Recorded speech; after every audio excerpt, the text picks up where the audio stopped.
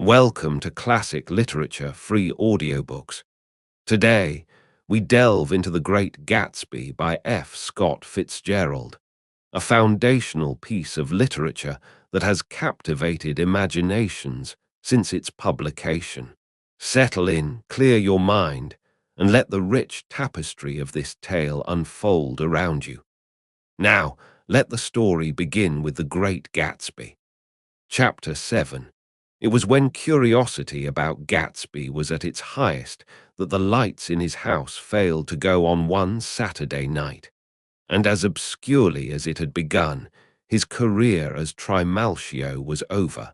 Only gradually did I become aware that the automobiles which turned expectantly into his drive stayed for just a minute, and then drove sulkily away.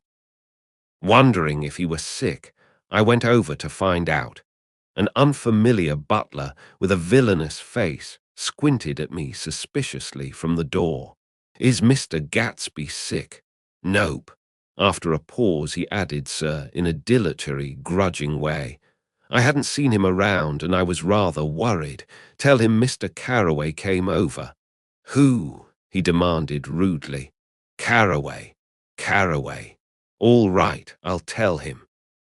Abruptly, he slammed the door. My Finn informed me that Gatsby had dismissed every servant in his house a week ago and replaced them with half a dozen others, who never went into West Egg Village to be bribed by the tradesmen, but ordered moderate supplies over the telephone. The grocery boy reported that the kitchen looked like a pigsty, and the general opinion in the village was that the new people weren't servants at all. Next day, Gatsby called me on the phone. "Going away?" I inquired. "No, old sport. I hear you fired all your servants.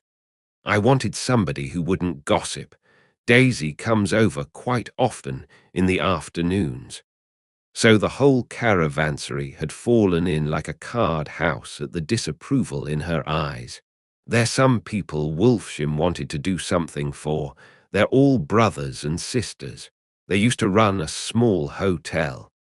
"I see." He was calling up at Daisy's request.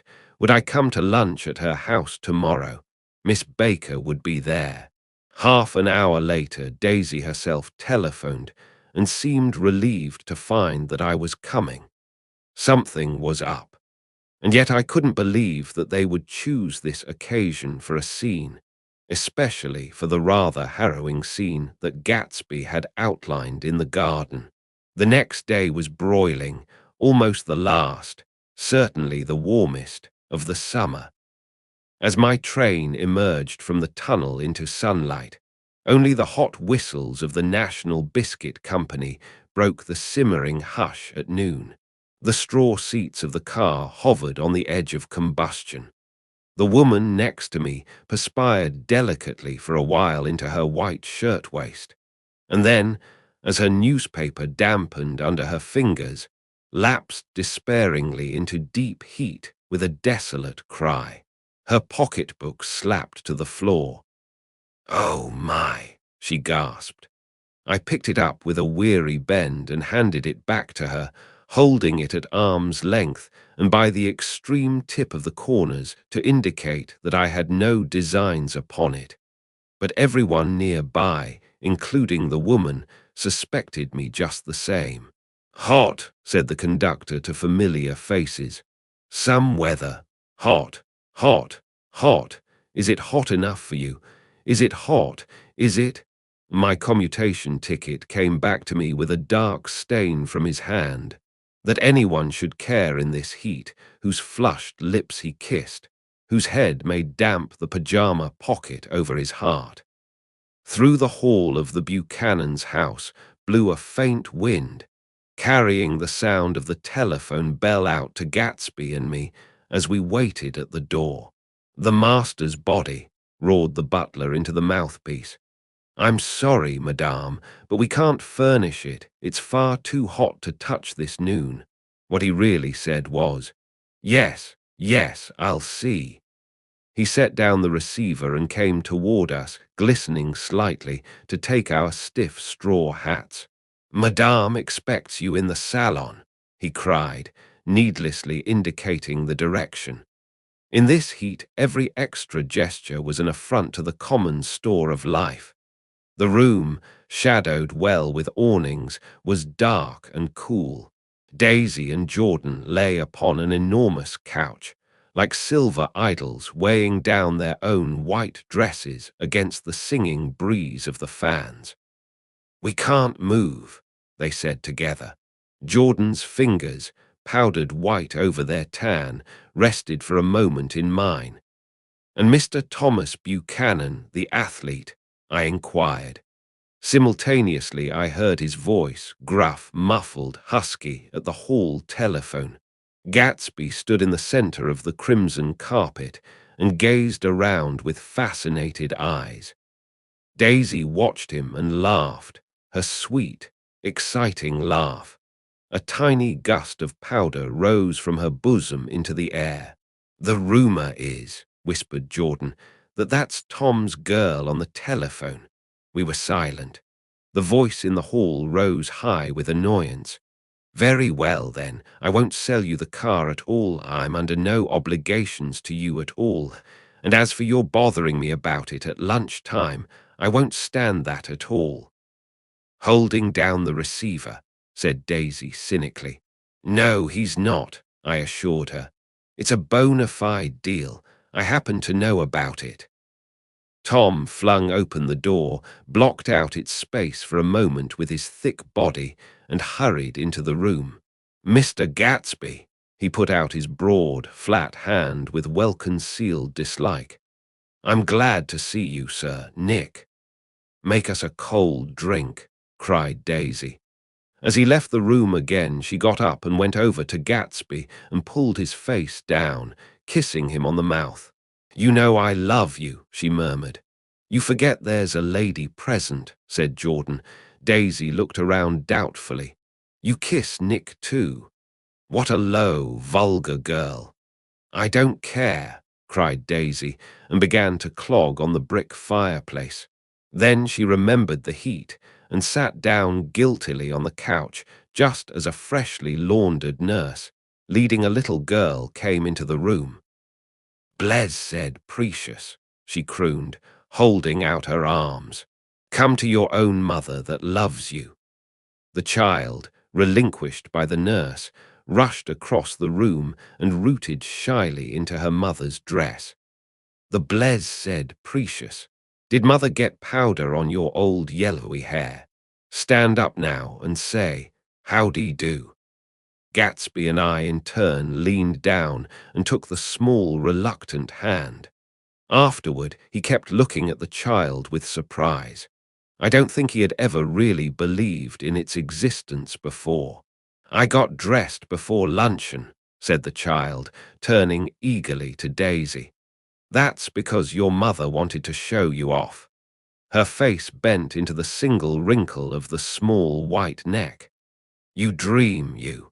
You absolute little dream." "Yes," admitted the child calmly. "Aunt Jordan's got on a white dress too. How do you like mother's friends?" Daisy turned her around so that she faced Gatsby. "Do you think they're pretty? Where's Daddy?" "She doesn't look like her father," explained Daisy. "She looks like me. She's got my hair and shape of the face." Daisy sat back upon the couch. The nurse took a step forward and held out her hand. "Come, Pammy. Goodbye, sweetheart." With a reluctant backward glance, the well-disciplined child held to her nurse's hand and was pulled out the door, just as Tom came back, preceding 4 gin rickeys that clicked full of ice. Gatsby took up his drink. "They certainly look cool," he said, with visible tension. We drank in long, greedy swallows. "I read somewhere that the sun's getting hotter every year," said Tom genially. "It seems that pretty soon the Earth's going to fall into the sun, or wait a minute, it's just the opposite. The sun's getting colder every year." "Come outside," he suggested to Gatsby. "I'd like you to have a look at the place." I went with them out to the veranda. On the green sound, stagnant in the heat, one small sail crawled slowly toward the fresher sea. Gatsby's eyes followed it momentarily. He raised his hand and pointed across the bay. "I'm right across from you." "So you are." Our eyes lifted over the rose beds and the hot lawn and the weedy refuse of the dog days alongshore. Slowly, the white wings of the boat moved against the blue, cool limit of the sky. Ahead lay the scalloped ocean and the abounding blessed isles. "There's sport for you," said Tom, nodding. "I'd like to be out there with him for about an hour." We had luncheon in the dining room, darkened too against the heat, and drank down nervous gaiety with the cold ale. "What'll we do with ourselves this afternoon?" cried Daisy, "and the day after that and the next 30 years? "Don't be morbid," Jordan said. "Life starts all over again when it gets crisp in the fall." "But it's so hot," insisted Daisy, on the verge of tears, "and everything's so confused. Let's all go to town." Her voice struggled on through the heat, beating against it, moulding its senselessness into forms. "I've heard of making a garage out of a stable," Tom was saying to Gatsby, "but I'm the first man who ever made a stable out of a garage." "Who wants to go to town?" demanded Daisy insistently. Gatsby's eyes floated toward her. "Ah," she cried, "you look so cool." Their eyes met, and they stared together at each other, alone in space. With an effort, she glanced down at the table. "You always look so cool," she repeated. She had told him that she loved him, and Tom Buchanan saw. He was astounded. His mouth opened a little, and he looked at Gatsby, and then back at Daisy, as if he had just recognized her as someone he knew a long time ago. "You resemble the advertisement of the man," she went on innocently. "You know the advertisement of the man." "All right," broke in Tom quickly. "I'm perfectly willing to go to town. Come on, we're all going to town." He got up, his eyes still flashing between Gatsby and his wife. No one moved. "Come on." His temper cracked a little. "What's the matter, anyhow? If we're going to town, let's start." His hand, trembling with his effort at self-control, bore to his lips the last of his glass of ale. Daisy's voice got us to our feet and out onto the blazing gravel drive. "Are we just going to go?" she objected. "Like this, aren't we going to let anyone smoke a cigarette first?" Everybody smoked all through lunch. "Oh, let's have fun," she begged him. "It's too hot to fuss." He didn't answer. "Have it your own way," she said. "Come on, Jordan." They went upstairs to get ready, while we three men stood there shuffling the hot pebbles with our feet. A silver curve of the moon hovered already in the western sky. Gatsby started to speak, changed his mind, but not before Tom wheeled and faced him expectantly. "Have you got your stables here?" asked Gatsby with an effort. "About a quarter of a mile down the road." "Oh," a pause. "I don't see the idea of going to town," broke out Tom savagely. "Women get these notions in their heads." "Shall we take anything to drink?" called Daisy from an upper window. "I'll get some whiskey," answered Tom. He went inside. Gatsby turned to me rigidly. "I can't say anything in his house, old sport." "She's got an indiscreet voice," I remarked. "It's full of—" I hesitated. "Her voice is full of money," he said suddenly. That was it. I'd never understood before. It was full of money. That was the inexhaustible charm that rose and fell in it, the jingle of it, the cymbal's song of it. High in a white palace, the king's daughter, the golden girl, Tom came out of the house wrapping a quart bottle in a towel, followed by Daisy and Jordan wearing small tight hats of metallic cloth and carrying light capes over their arms. "Shall we all go in my car?" suggested Gatsby. He felt the hot green leather of the seat. I ought to have left it in the shade. "Is it standard shift?" demanded Tom. "Yes." "Well, you take my coupe and let me drive your car to town." The suggestion was distasteful to Gatsby. "I don't think there's much gas," he objected. "Plenty of gas," said Tom boisterously. He looked at the gauge. "And if it runs out, I can stop at a drugstore. You can buy anything at a drugstore nowadays." A pause followed this apparently pointless remark. Daisy looked at Tom frowning, and an indefinable expression, at once definitely unfamiliar and vaguely recognizable, as if I had only heard it described in words, passed over Gatsby's face. "Come on, Daisy," said Tom, pressing her with his hand toward Gatsby's car. "I'll take you in this circus wagon." He opened the door, but she moved out from the circle of his arm. "You take Nick and Jordan. We'll follow you in the coupe." She walked close to Gatsby, touching his coat with her hand. Jordan and Tom and I got into the front seat of Gatsby's car. Tom pushed the unfamiliar gears tentatively, and we shot off into the oppressive heat, leaving them out of sight behind. "Did you see that?" demanded Tom. "See what?" He looked at me keenly, realizing that Jordan and I must have known all along. "You think I'm pretty dumb, don't you?" he suggested. "Perhaps I am, but I have almost a second sight sometimes that tells me what to do. Maybe you don't believe that, but science—" He paused. The immediate contingency overtook him, pulled him back from the edge of theoretical abyss. "I've made a small investigation of this fellow," he continued. "I could have gone deeper if I'd known." "Do you mean you've been to a medium?" inquired Jordan humorously. "What?" Confused, he stared at us as we laughed. "A medium? About Gatsby?" "About Gatsby? No, I haven't. I said I'd been making a small investigation of his past." "And you found he was an Oxford man," said Jordan helpfully. "An Oxford man?" He was incredulous. "Like hell he is. He wears a pink suit. Nevertheless, he's an Oxford man." "Oxford, New Mexico," snorted Tom contemptuously, "or something like that." "Listen, Tom, if you're such a snob, why did you invite him to lunch?" demanded Jordan crossly. "Daisy invited him. She knew him before we were married, God knows where." We were all irritable now with the fading ale, and aware of it we drove for a while in silence. Then, as Dr. T.J. Eckelberg's faded eyes came into sight down the road, I remembered Gatsby's caution about gasoline.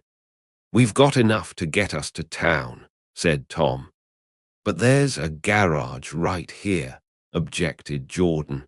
"I don't want to get stalled in this baking heat."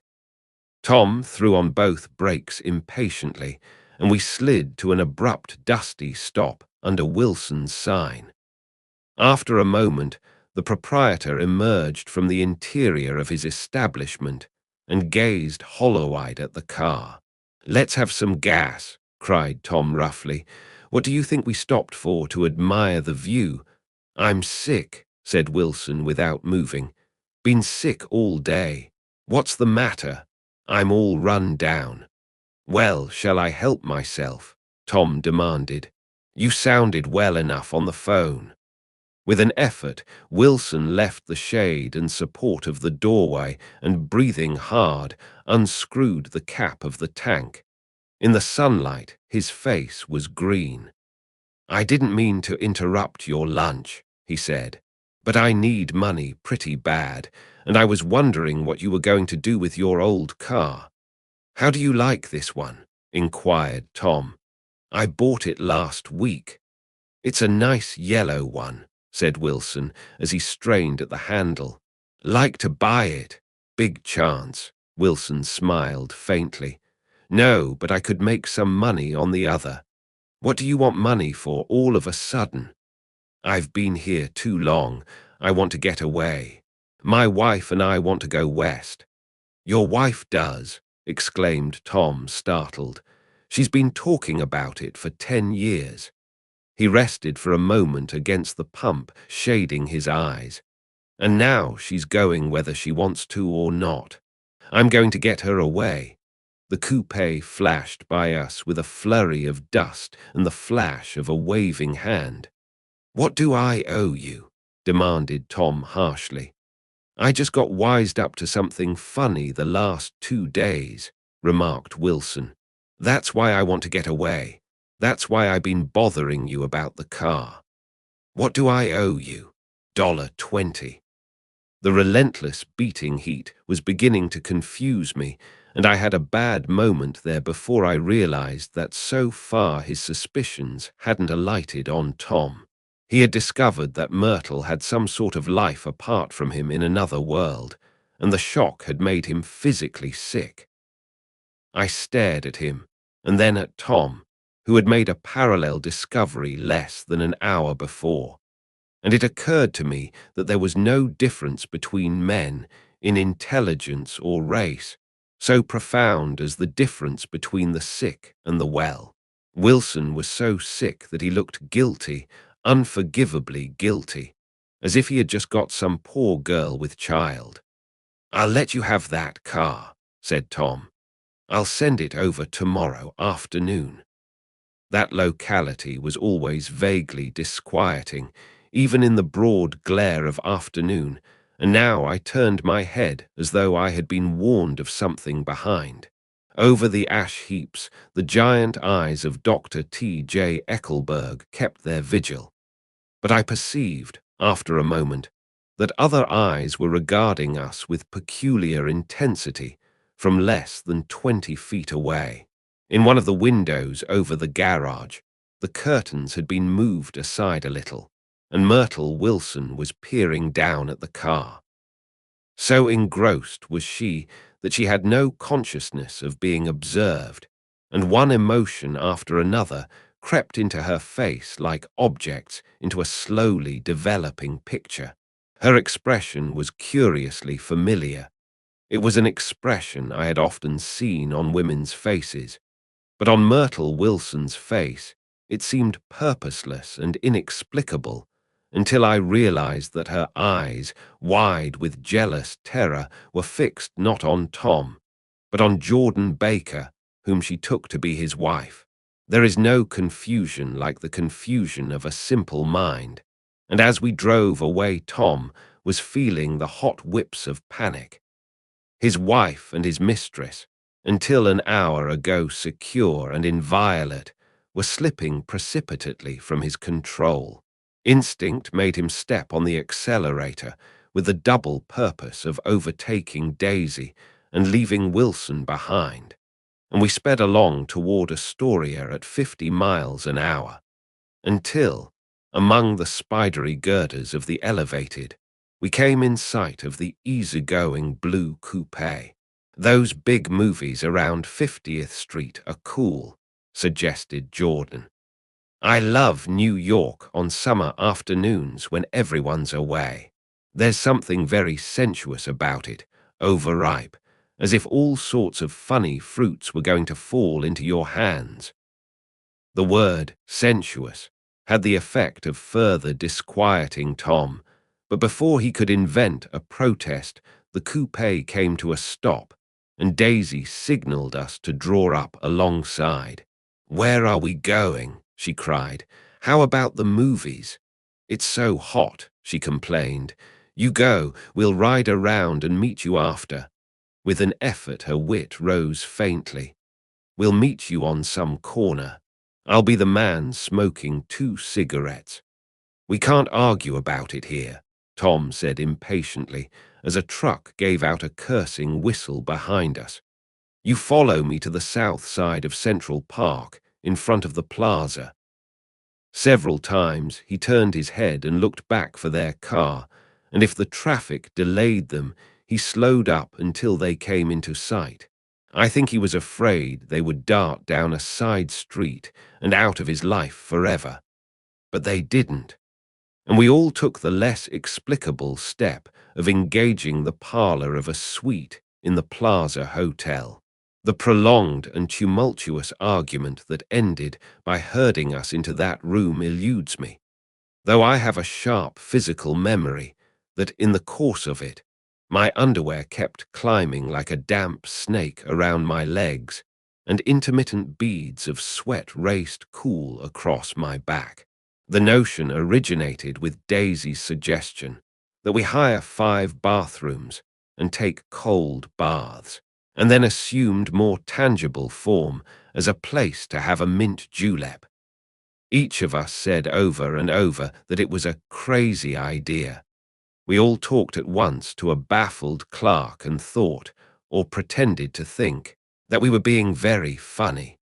The room was large and stifling, and though it was already 4 o'clock, opening the windows admitted only a gust of hot shrubbery from the park.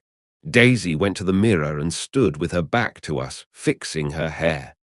"It's a swell suite," whispered Jordan respectfully, and everyone laughed. "Open another window," commanded Daisy, without turning around.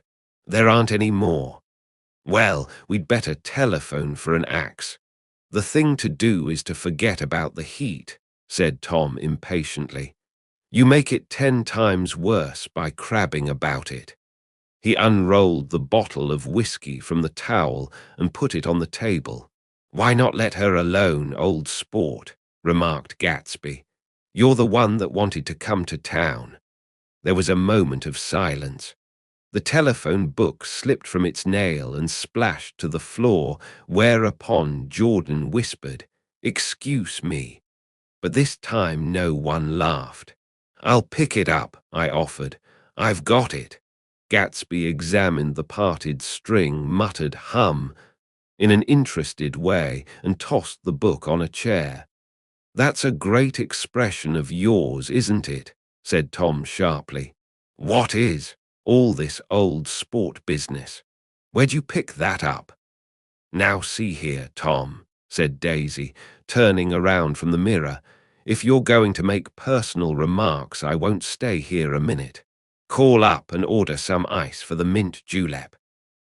As Tom took up the receiver, the compressed heat exploded into sound, and we were listening to the portentous chords of Mendelssohn's Wedding March from the ballroom below. "Imagine marrying anybody in this heat," cried Jordan dismally.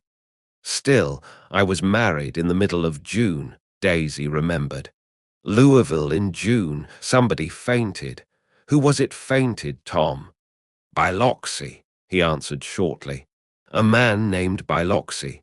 Blocks Biloxi, and he made boxes, that's a fact, and he was from Biloxi, Tennessee. They carried him into my house," appended Jordan, "because we lived just 2 doors from the church. And he stayed 3 weeks until Daddy told him he had to get out. The day after he left, Daddy died." After a moment she added, as if she might have sounded irreverent, "There wasn't any connection." "I used to know a Bill Biloxi from Memphis," I remarked. "That was his cousin. I knew his whole family history before he left. He gave me an aluminium putter that I use today." The music had died down as the ceremony began, and now a long cheer floated in at the window, followed by intermittent cries of "yeah," "e," and finally by a burst of jazz as the dancing began. "We're getting old," said Daisy. "If we were young, we'd rise and dance." "Remember Biloxi," Jordan warned her. "Where'd you know him, Tom?" "Biloxi." He concentrated with an effort. "I didn't know him. He was a friend of Daisy's." "He was not," she denied. "I'd never seen him before. He came down in the private car." "Well, he said he knew you. He said he was raised in Louisville. A sad bird brought him around at the last minute and asked if we had room for him." Jordan smiled. "He was probably bumming his way home. He told me he was president of your class at Yale. Tom and I looked at each other blankly. Biloxi, first place, we didn't have any president. Gatsby's foot beat a short, restless tattoo, and Tom eyed him suddenly. By the way, Mr. Gatsby, I understand you're an Oxford man. Not exactly. Oh, yes, I understand you went to Oxford. Yes, I went there. A pause. Then Tom's voice, incredulous and insulting. You must have gone there about the time Biloxi went to New Haven. Another pause.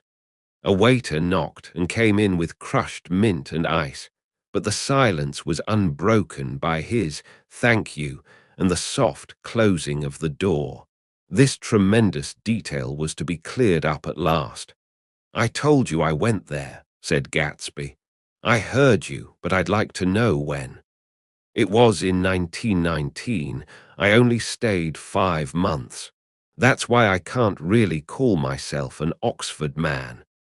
Tom glanced around to see if we mirrored his unbelief, but we were all looking at Gatsby.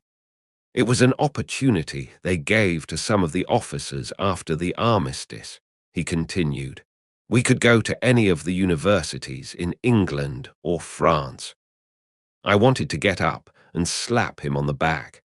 I had one of those renewals of complete faith in him that I'd experienced before.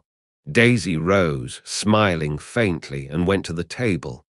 Open the whiskey, Tom, she ordered, and I'll make you a mint julep. Then you won't seem so stupid to yourself. Look at the mint. Wait a minute, snapped Tom. I want to ask Mr. Gatsby one more question. Go on, Gatsby said politely. What kind of a row are you trying to cause in my house anyhow? They were out in the open at last, and Gatsby was content. He isn't causing a row. Daisy looked desperately from one to the other. You're causing a row. Please have a little self-control. Self-control, repeated Tom incredulously. I suppose the latest thing is to sit back and let Mr. Nobody from Nowhere make love to your wife. Well, if that's the idea, you can count me out. Nowadays, people begin by sneering at family life and family institutions, and next they'll throw everything overboard and have intermarriage between black and white. Flushed with his impassioned gibberish, he saw himself standing alone on the last barrier of civilization. We're all white here, murmured Jordan. I know I'm not very popular. I don't give big parties. I suppose you've got to make your house into a pigsty in order to have any friends in the modern world. Angry as I was, as we all were, I was tempted to laugh whenever he opened his mouth. The transition from libertine to prig was so complete. I've got something to tell you, old sport, began Gatsby, but Daisy guessed at his intention. Please don't, she interrupted helplessly. Please, let's all go home. Why don't we all go home? That's a good idea, I got up. Come on, Tom, nobody wants a drink. I want to know what Mr. Gatsby has to tell me. Your wife doesn't love you, said Gatsby. She's never loved you. She loves me. You must be crazy, exclaimed Tom automatically. Gatsby sprang to his feet, vivid with excitement. She never loved you, do you hear? He cried. She only married you because I was poor and she was tired of waiting for me. It was a terrible mistake, but in her heart, she never loved anyone except me. At this point, Jordan and I tried to go, but Tom and Gatsby insisted with competitive firmness that we remain, as though neither of them had anything to conceal, and it would be a privilege to partake vicariously of their emotions. Sit down, Daisy. Tom's voice groped unsuccessfully for the paternal note. What's been going on? I want to hear all about it. I told you what's been going on, said Gatsby. Going on for 5 years, and you didn't know. Tom turned to Daisy sharply. You've been seeing this fellow for 5 years. Not seeing, said Gatsby. "No, we couldn't meet. But both of us loved each other all that time, old sport, and you didn't know. I used to laugh sometimes, but there was no laughter in his eyes, to think that you didn't know. Oh, that's all." Tom tapped his thick fingers together like a clergyman and leaned back in his chair. "You're crazy," he exploded. "I can't speak about what happened 5 years ago because I didn't know Daisy then, and I'll be damned if I see how you got within a mile of her unless you brought the groceries to the back door. But all the rest of that's a god-damned lie. Daisy loved me when she married me, and she loves me now." "No," said Gatsby, shaking his head. "She does, though. The trouble is that sometimes she gets foolish ideas in her head and doesn't know what she's doing." He nodded sagely. "And what's more, I love Daisy too. Once in a while I go off on a spree and make a fool of myself, but I always come back, and in my heart I love her all the time." "You're revolting," said Daisy. She turned to me, and her voice, dropping an octave lower, filled the room with thrilling scorn. "Do you know why we left Chicago? I'm surprised that they didn't treat you to the story of that little spree." Gatsby walked over and stood beside her. "Daisy, that's all over now," he said earnestly. "It doesn't matter any more. Just tell him the truth, that you never loved him, and it's all wiped out forever." She looked at him blindly. "Why, how could I love him, possibly?" "You never loved him," she hesitated. Her eyes fell on Jordan and me with a sort of appeal, as though she realized at last what she was doing, and as though she had never, all along, intended doing anything at all. But it was done now. It was too late. "I never loved him," she said, with perceptible reluctance. "Not at Kapiolani," demanded Tom suddenly. "No." From the ballroom beneath, muffled and suffocating chords were drifting up on hot waves of air. "Not that day I carried you down from the punch bowl to keep your shoes dry." There was a husky tenderness in his tone. "Daisy, please don't." Her voice was cold, but the rancor was gone from it. She looked at Gatsby. "There, Jay," she said, but her hand as she tried to light a cigarette was trembling. Suddenly she threw the cigarette and the burning match on the carpet. "Oh, you want too much," she cried to Gatsby. "I love you now, isn't that enough? I can't help what's past." She began to sob helplessly. "I did love him once, but I loved you too." Gatsby's eyes opened and closed. "You loved me too," he repeated. "Even that's a lie," said Tom savagely. "She didn't know you were alive. Why, there's things between Daisy and me that you'll never know, things that neither of us can ever forget." The words seemed to bite physically into Gatsby. "I want to speak to Daisy alone," he insisted. "She's all excited now. Even alone I can't say I never loved Tom," she admitted in a pitiful voice. "It wouldn't be true." "Of course it wouldn't," agreed Tom. She turned to her husband. "As if it mattered to you," she said. "Of course it matters. I'm going to take better care of you from now on." "You don't understand," said Gatsby with a touch of panic. "You're not going to take care of her any more." "I'm not." Tom opened his eyes wide and laughed. He could afford to control himself now. "Why's that?" "Daisy's leaving you." "Nonsense." "I am, though," she said with a visible effort. "She's not leaving me." Tom's words suddenly leaned down over Gatsby. "Certainly not for a common swindler who'd have to steal the ring he put on her finger." "I won't stand this," cried Daisy. "Oh, please, let's get out." "Who are you, anyhow?" broke out Tom. "You're one of that bunch that hangs around with Mayor Wolfsham. That much I happen to know. I've made a little investigation into your affairs, and I'll carry it further tomorrow." "You can suit yourself about that, old sport," said Gatsby steadily. "I found out what your drugstores were." He turned to us and spoke rapidly. "He and this Wolfsham bought up a lot of side street drugstores here and in Chicago and sold grain alcohol over the counter. That's one of his little stunts. I picked him for a bootlegger the first time I saw him, and I wasn't far wrong." "What about it?" said Gatsby politely. "I guess your friend Walter Chase wasn't too proud to come in on it.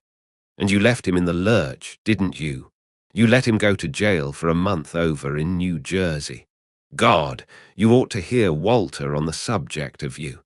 He came to us dead broke. He was very glad to pick up some money, old sport." "Don't you call me old sport," cried Tom. Gatsby said nothing.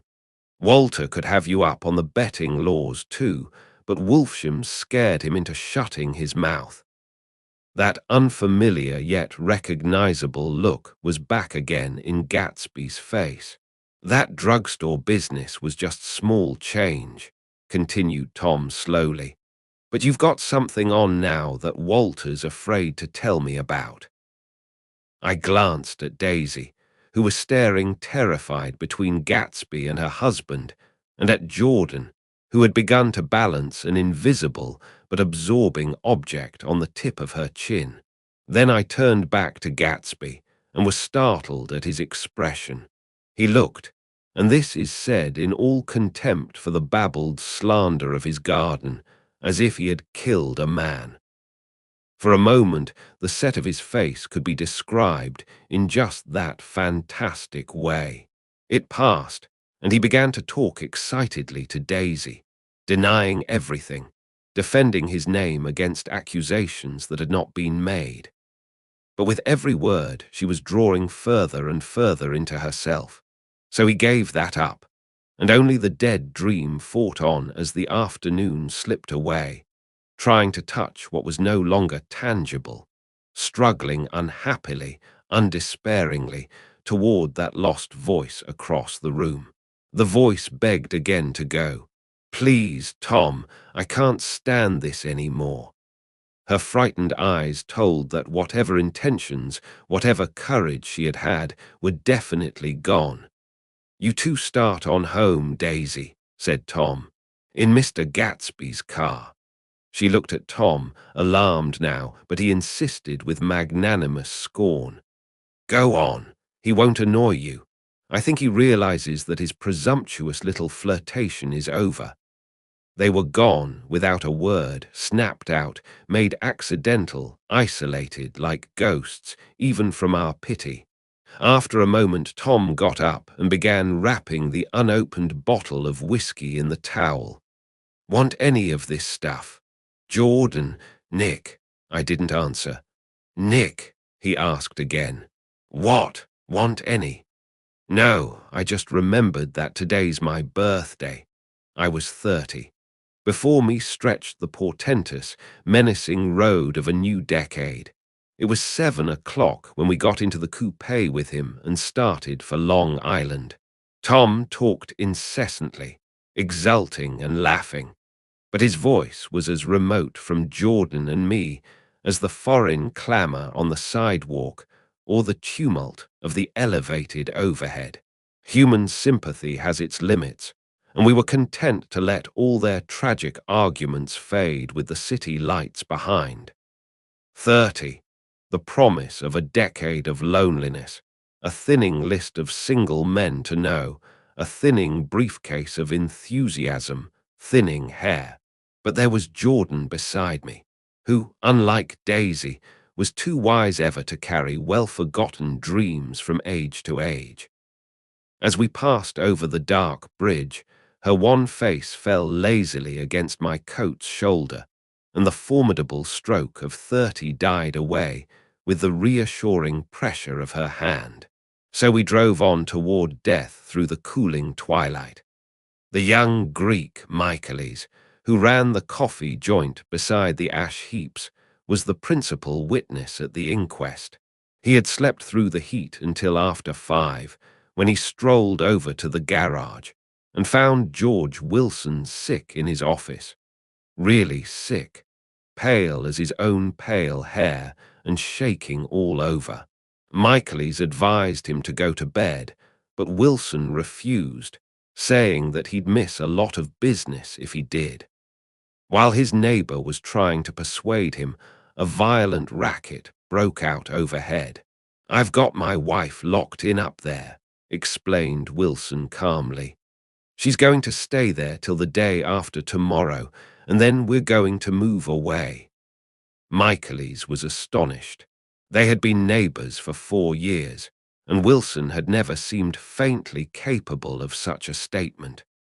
Generally, he was one of these worn-out men. When he wasn't working, he sat on a chair in the doorway and stared at the people and the cars that passed along the road. When anyone spoke to him, he invariably laughed in an agreeable, colorless way. He was his wife's man and not his own. So naturally, Michaelis tried to find out what had happened, but Wilson wouldn't say a word. Instead, he began to throw curious, suspicious glances at his visitor and ask him what he'd been doing at certain times on certain days.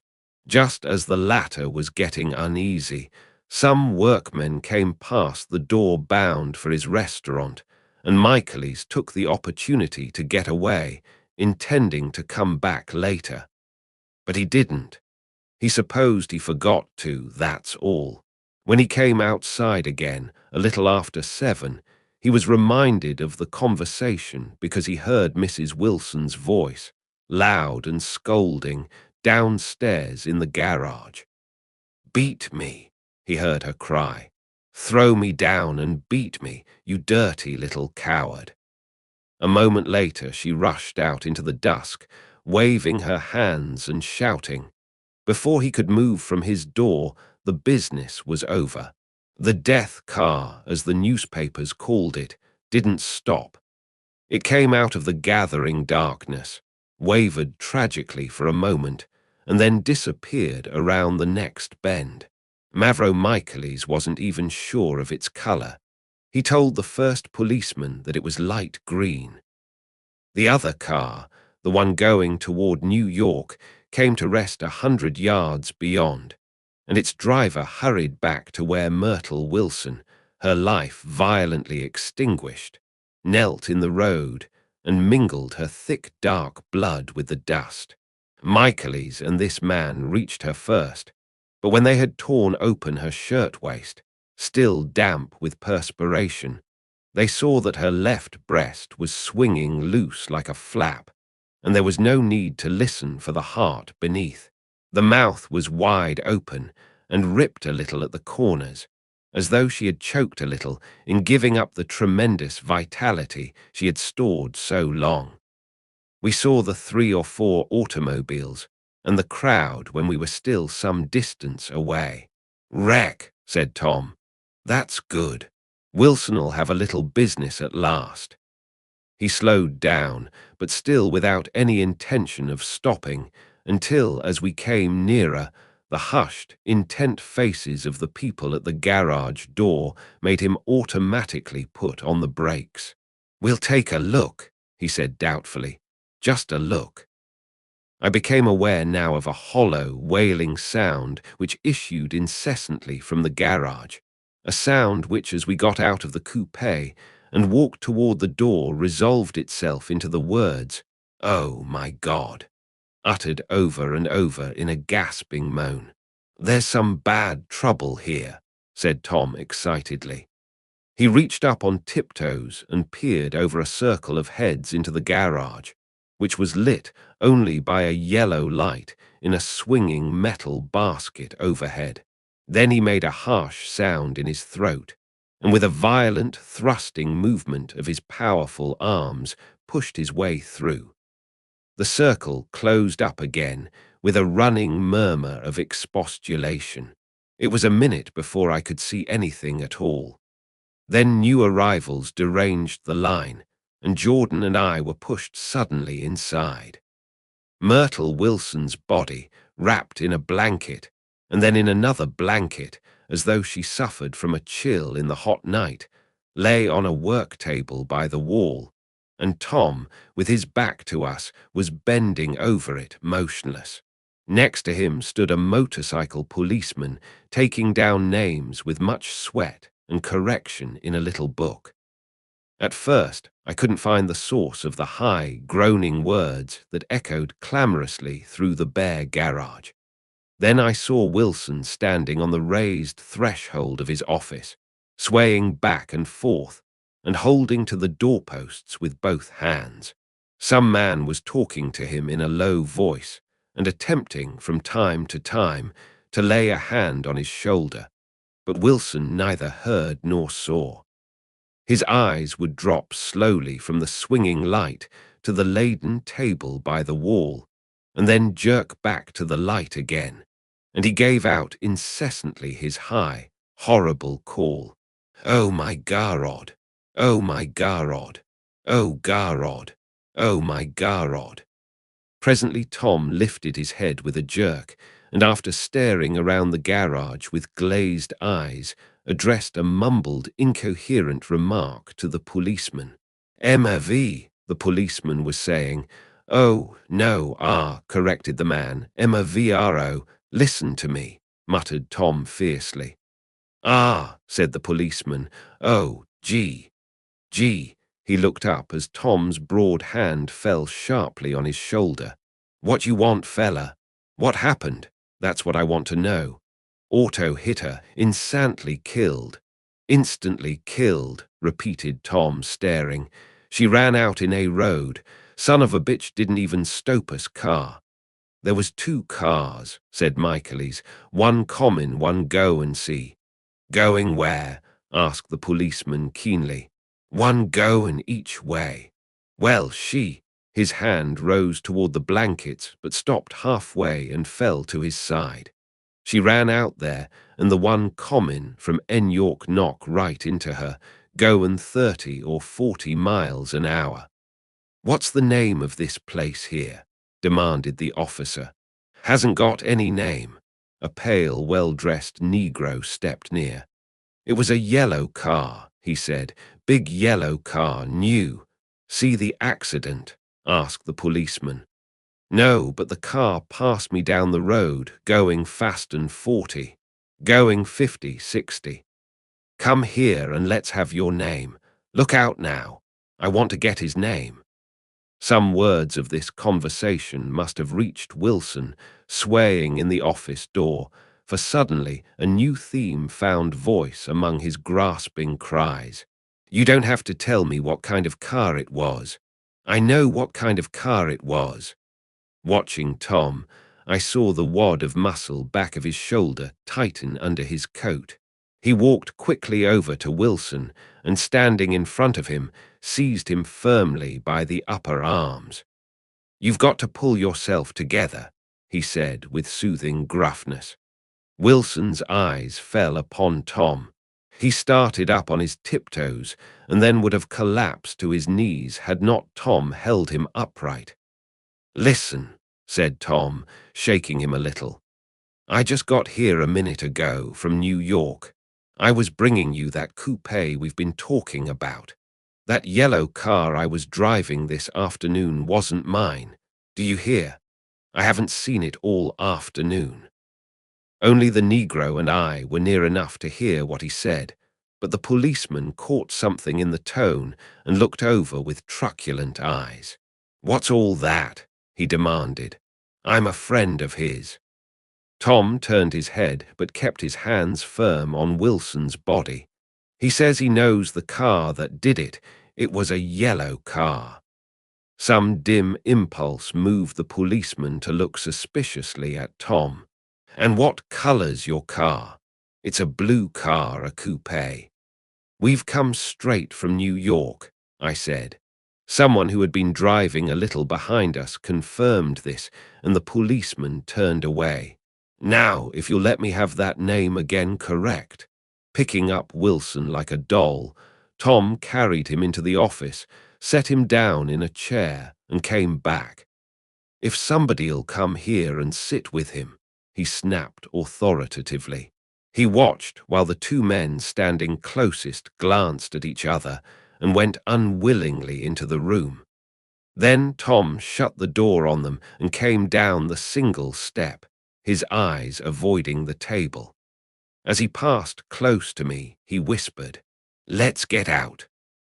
Self-consciously, with his authoritative arms breaking the way, we pushed through the still gathering crowd, passing a hurried doctor, case in hand, who had been sent for in wild hope half an hour ago. Tom drove slowly until we were beyond the bend. Then his foot came down hard, and the coupe raced along through the night. In a little while, I heard a low, husky sob and saw that the tears were overflowing down his face. "The goddamned coward," he whimpered. He didn't even stop his car. The Buchanan's house floated suddenly toward us through the dark, rustling trees. Tom stopped beside the porch and looked up at the second floor, where two windows bloomed with light among the vines. "Daisy's home," he said. As we got out of the car, he glanced at me and frowned slightly. "I ought to have dropped you in West Egg, Nick. There's nothing we can do tonight." A change had come over him, and he spoke gravely and with decision. As we walked across the moonlight gravel to the porch, he disposed of the situation in a few brisk phrases.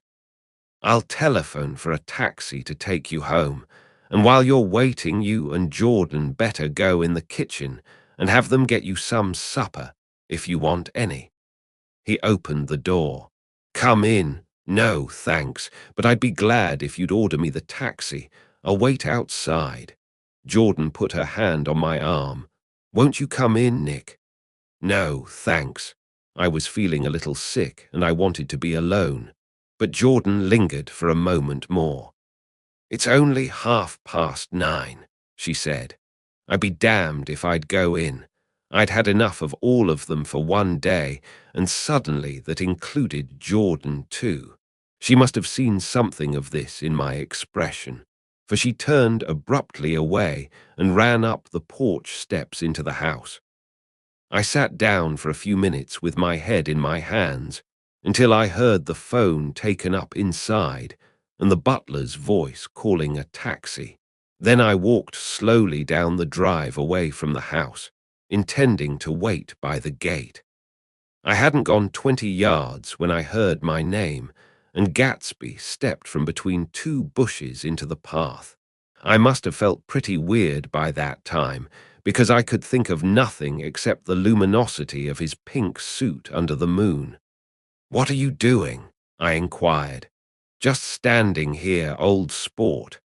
Somehow, that seemed a despicable occupation. For all I knew, he was going to rob the house in a moment. I wouldn't have been surprised to see sinister faces, the faces of Wolfsham's people, behind him in the dark shrubbery. "Did you see any trouble on the road?" he asked after a minute. "Yes," he hesitated. "Was she killed?" "Yes." "I thought so. I told Daisy I thought so. It's better that the shock should all come at once. She stood it pretty well." He spoke as if Daisy's reaction was the only thing that mattered. "I got to West Egg by a side road," he went on, "and left the car in my garage. I don't think anybody saw us, but of course I can't be sure." I disliked him so much by this time that I didn't find it necessary to tell him he was wrong. "Who was the woman?" he inquired. "Her name was Wilson. Her husband owns the garage. How the devil did it happen?"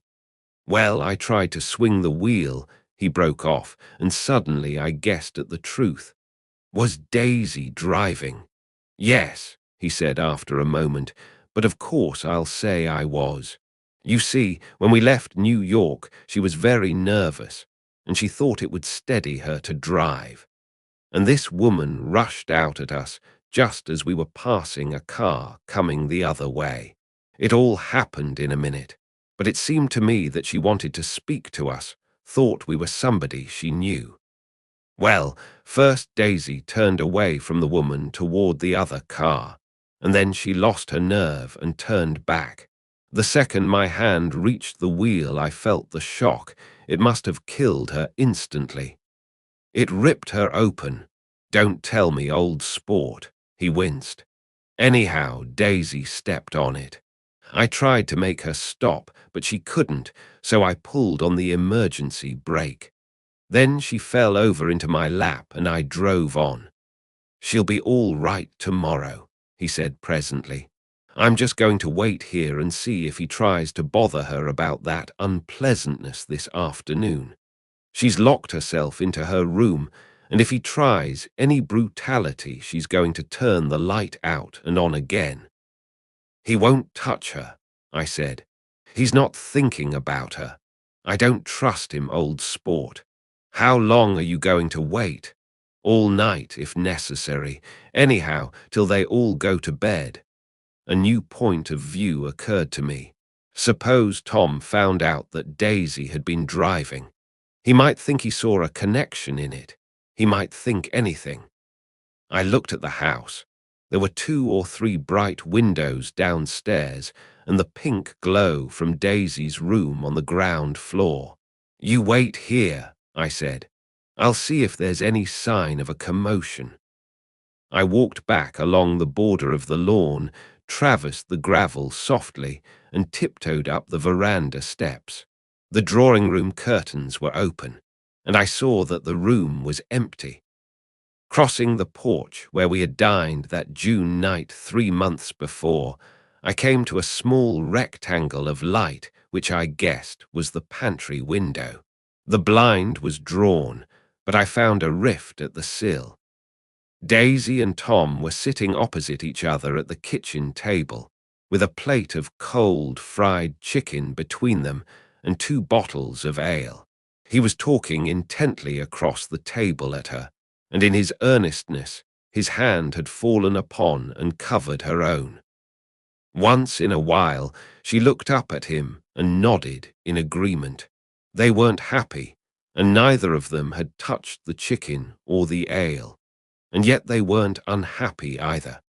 There was an unmistakable air of natural intimacy about the picture, and anybody would have said that they were conspiring together. As I tiptoed from the porch, I heard my taxi feeling its way along the dark road toward the house. Gatsby was waiting where I had left him in the drive. "Is it all quiet up there?" he asked anxiously. "Yes, it's all quiet," I hesitated. "You'd better come home and get some sleep." He shook his head. "I want to wait here till Daisy goes to bed. Good night, old sport." He put his hands in his coat pockets and turned back eagerly to his scrutiny of the house, as though my presence marred the sacredness of the vigil. So I walked away and left him standing there in the moonlight, watching over nothing. Next chapter, chapter 8, I couldn't sleep all night. A foghorn was groaning incessantly on the sound, and I tossed half-sick between grotesque reality and savage, frightening dreams. Toward dawn, I heard a taxi go up Gatsby's drive, and immediately I jumped out of bed and began to dress. I felt that I had something to tell him, something to warn him about, and morning would be too late. Crossing his lawn, I saw that his front door was still open, and he was leaning against a table in the hall, heavy with dejection or sleep. "Nothing happened," he said wanly. I waited, and about 4 o'clock she came to the window and stood there for a minute, and then turned out the light. His house had never seemed so enormous to me as it did that night when we hunted through the great rooms for cigarettes. We pushed aside curtains that were like pavilions and felt over innumerable feet of dark wall for electric light switches. Once I tumbled with a sort of splash upon the keys of a ghostly piano. There was an inexplicable amount of dust everywhere, and the rooms were musty, as though they hadn't been aired for many days. I found the humidor on an unfamiliar table, with 2 stale, dry cigarettes inside. Throwing open the French windows of the drawing room, we sat smoking out into the darkness. "You ought to go away," I said. "It's pretty certain they'll trace your car. Go away now, old sport. Go to Atlantic City for a week or up to Montreal." He wouldn't consider it. He couldn't possibly leave Daisy until he knew what she was going to do. He was clutching at some last hope, and I couldn't bear to shake him free. It was this night that he told me the strange story of his youth with Dan Cody. Told it to me because Jay Gatsby had broken up like glass against Tom's hard malice, and the long, secret extravaganza was played out. I think that he would have acknowledged anything now, without reserve, but he wanted to talk about Daisy.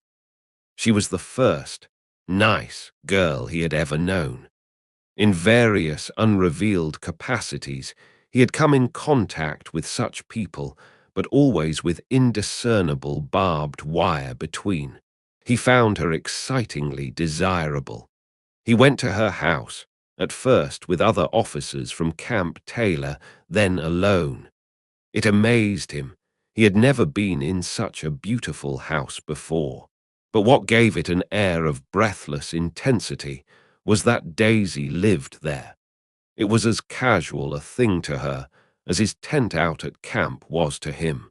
There was a ripe mystery about it, a hint of bedrooms upstairs more beautiful and cool than other bedrooms, of gay and radiant activities taking place through its corridors, and of romances that were not musty and laid away already in lavender, but fresh and breathing and redolent of this year's, shining motor cars, and of dances whose flowers were scarcely withered. It excited him, too, that many men had already loved Daisy. It increased her value in his eyes. He felt their presence all about the house, pervading the air with the shades and echoes of still vibrant emotions. But he knew that he was in Daisy's house by a colossal accident.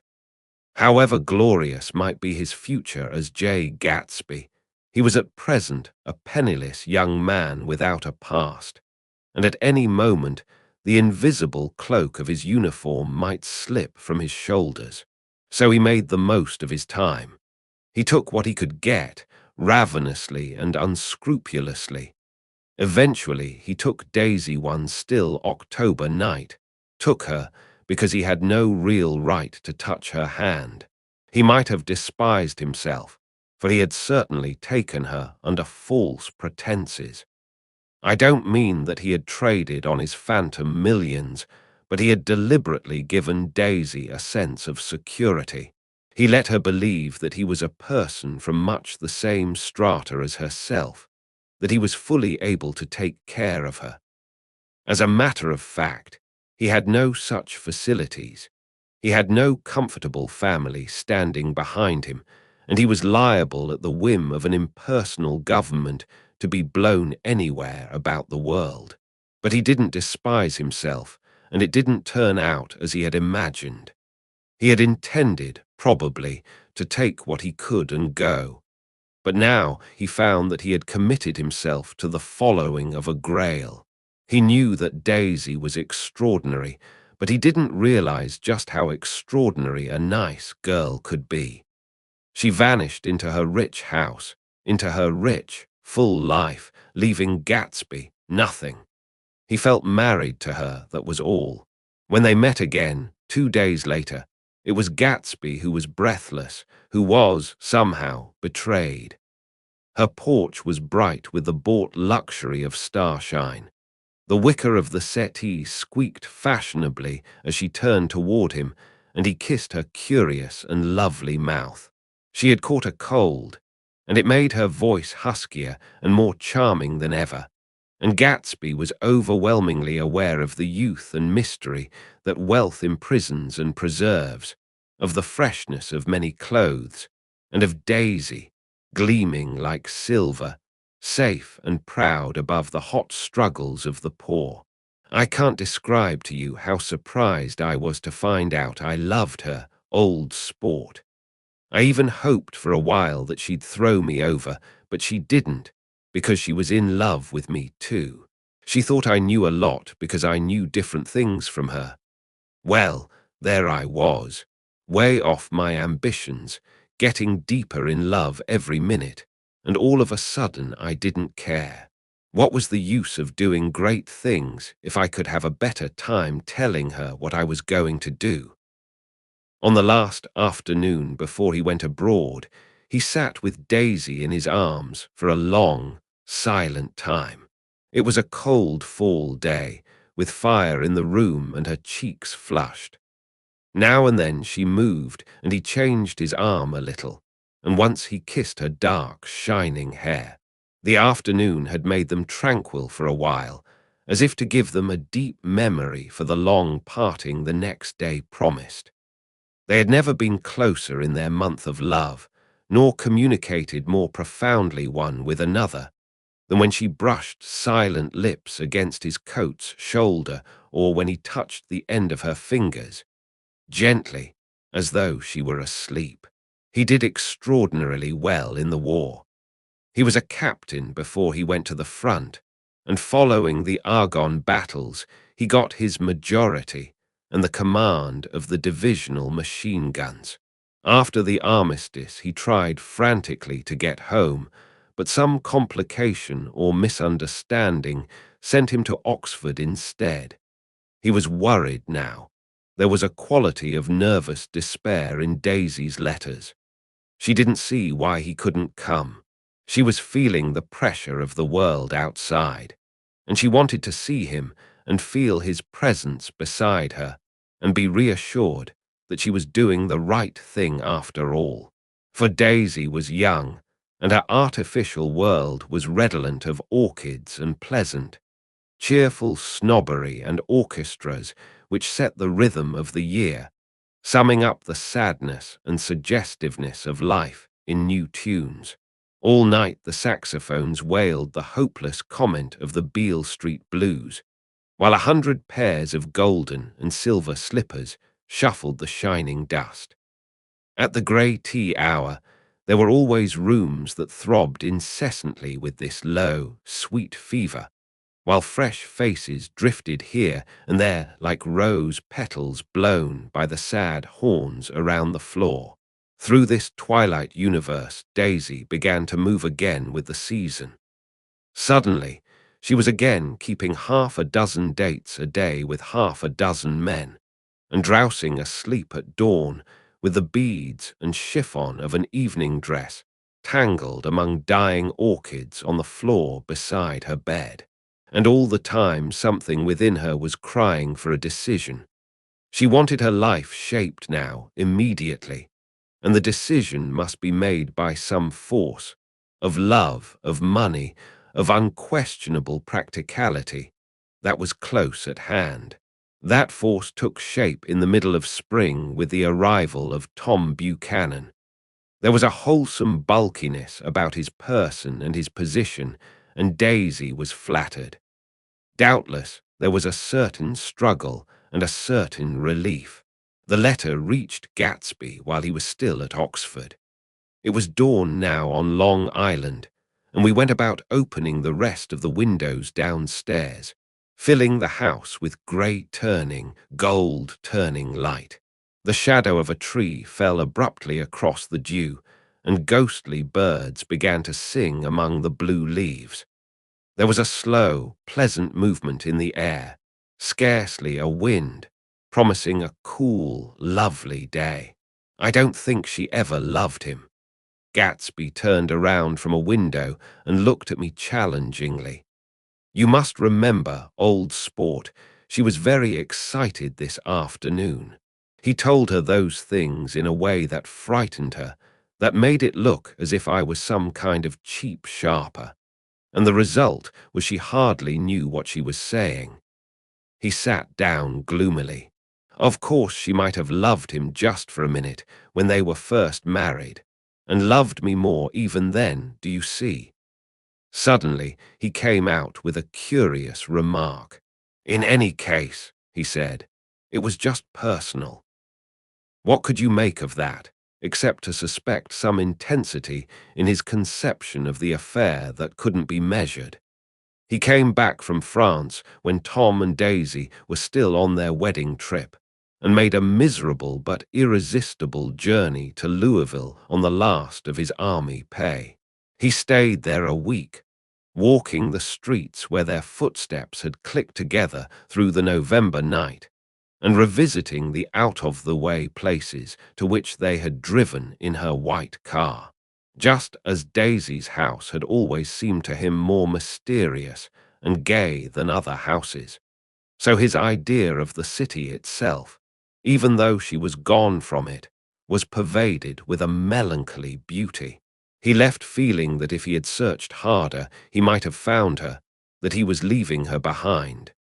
The day coach, he was penniless now, was hot. He went out to the open vestibule and sat down on a folding chair, and the stations slid away and the backs of unfamiliar buildings moved by.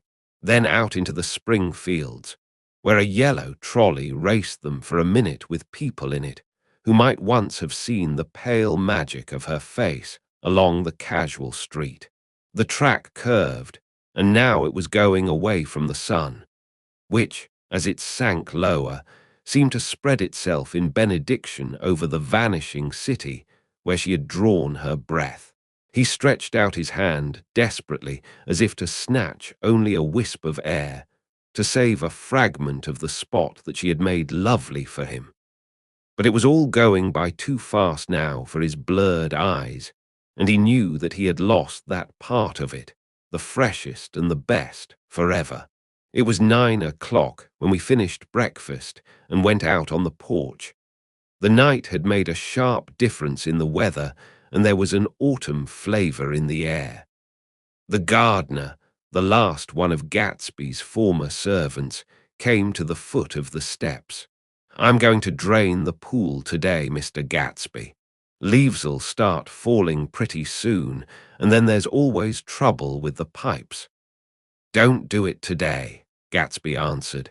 He turned to me apologetically. "You know, old sport, I've never used that pool all summer." I looked at my watch and stood up. 12 minutes to my train. I didn't want to go to the city.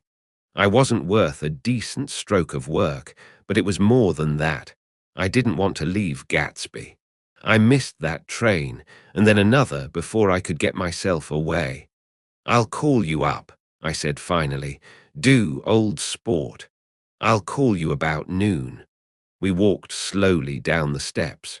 "I suppose Daisy'll call too." He looked at me anxiously, as if he hoped I'd corroborate this. "I suppose so." "Well, goodbye." We shook hands and I started away. Just before I reached the hedge, I remembered something and turned around. "They're a rotten crowd," I shouted across the lawn. "You're worth the whole damn bunch put together." I've always been glad I said that. It was the only compliment I ever gave him, because I disapproved of him from beginning to end. First, he nodded politely, and then his face broke into that radiant and understanding smile, as if we'd been in ecstatic cahoots on that fact all the time. His gorgeous pink rag of a suit made a bright spot of color against the white steps, and I thought of the night when I first came to his ancestral home, 3 months before. The lawn and drive had been crowded with the faces of those who guessed at his corruption, and he had stood on those steps, concealing his incorruptible dream as he waved them goodbye. I thanked him for his hospitality. We were always thanking him for that, I and the others. "Goodbye," I called. "I enjoyed breakfast, Gatsby." Up in the city, I tried for a while to list the quotations on an interminable amount of stock, then I fell asleep in my swivel chair. Just before noon, the phone woke me, and I started up with sweat breaking out on my forehead. It was Jordan Baker. She often called me up at this hour because the uncertainty of her own movements between hotels and clubs and private houses made her hard to find in any other way. Usually her voice came over the wire as something fresh and cool, as if a divot from a green golf links had come sailing in at the office window. But this morning it seemed harsh and dry. "I've left Daisy's house," she said. "I'm at Hempstead, and I'm going down to Southampton this afternoon." Probably it had been tactful to leave Daisy's house, but the act annoyed me, and her next remark made me rigid. "You weren't so nice to me last night." How could it have mattered then? Silence for a moment. Then, "However, I want to see you. I want to see you too. Suppose I don't go to Southampton and come into town this afternoon." "No, I don't think this afternoon." "Very well. It's impossible this afternoon." "Various." We talked like that for a while, and then abruptly we weren't talking any longer. I don't know which of us hung up with a sharp click, but I know I didn't care. I couldn't have talked to her across a tea table that day if I never talked to her again in this world. I called Gatsby's house a few minutes later, but the line was busy. I tried 4 times. Finally, an exasperated central told me the wire was being kept open for long distance from Detroit. Taking out my timetable, I drew a small circle around the 3:50 train. Then I leaned back in my chair and tried to think. It was just noon. When I passed the ash heaps on the train that morning, I had crossed deliberately to the other side of the car. I supposed there'd be a curious crowd around there all day, with little boys searching for dark spots in the dust, and some garrulous man telling over and over what had happened, until it became less and less real even to him, and he could tell it no longer, and Myrtle Wilson's tragic achievement was forgotten. Now I want to go back a little and tell what happened at the garage after we left there the night before. They had difficulty in locating the sister, Catherine. She must have broken her rule against drinking that night, for when she arrived, she was stupid with liquor and unable to understand that the ambulance had already gone to Flushing. When they convinced her of this, she immediately fainted, as if that was the intolerable part of the affair. Someone, kind or curious, took her in his car and drove her in the wake of her sister's body. Until long after midnight, a changing crowd lapped up against the front of the garage, while George Wilson rocked himself back and forth on the couch inside. For a while, the door of the office was open, and everyone who came into the garage glanced irresistibly through it.